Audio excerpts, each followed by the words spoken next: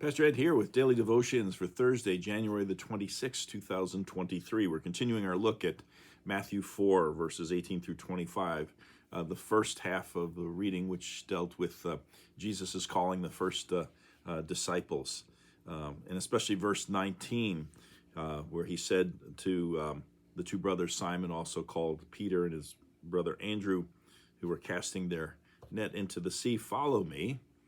And now in the second half of that verse, "And I will make you fish for people." Follow me and I'll make you fish for people. That's often been said as the task of the church, the reason it exists, the idea of making disciples. Go therefore and make disciples. And that's what he called those first followers to do. Not so much about learn this or, no, fish for people. The story is told about a certain Mr. Wallstrom who purchased an old bomb site and took it apart to see what made it work. Well, as he began to put it back together again, he decided to add to it some spare parts that he had from other projects. So over time, friends and neighbors took an interest in the matter, and they started bringing him parts and pieces, which he incorporated into his contraption.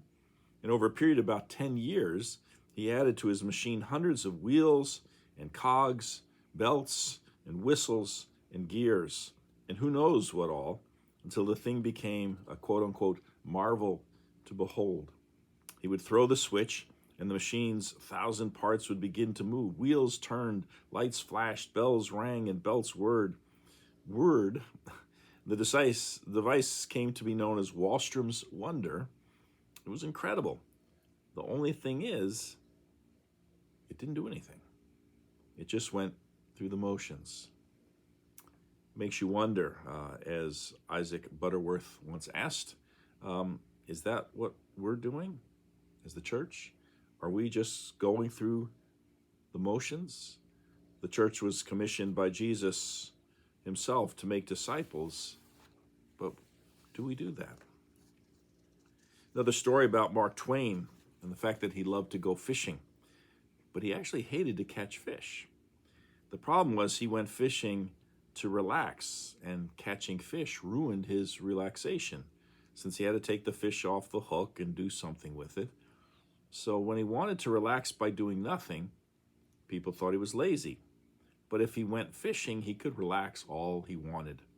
People would see him sitting by the riverbank, and they would say, "Look, he's fishing, don't bother him." And so Mark Twain had the perfect solution. He would take a fishing pole, line, and a bobber, but he wouldn't put a hook on the end. He would cast the bobber in the water and just lay back on the bank. That way he could relax all he wanted, and he would never be bothered by man nor fish. Rodney Buchanan writes, "Mark Twain is a lot like a lot of Christians I know. They have their pole in the water, but there's no hook on the end. They're not fishing, they're relaxing." Do you think this is what Jesus had in mind when he said, "Come, follow me, and I will make you fishers of people"? And finally, the late Sam Shoemaker, an Episcopal bishop, summed up the overall situation in this way. In the Great Commission, he said, "The Lord has called us to be, like Peter, fishers of men. We've turned the commission around, though," he wrote, "so that we become merely keepers of the aquarium. Occasionally, I take some fish out of your fish bowl and put them into mine, and you do the same with my bowl, but we're all tending the same fish."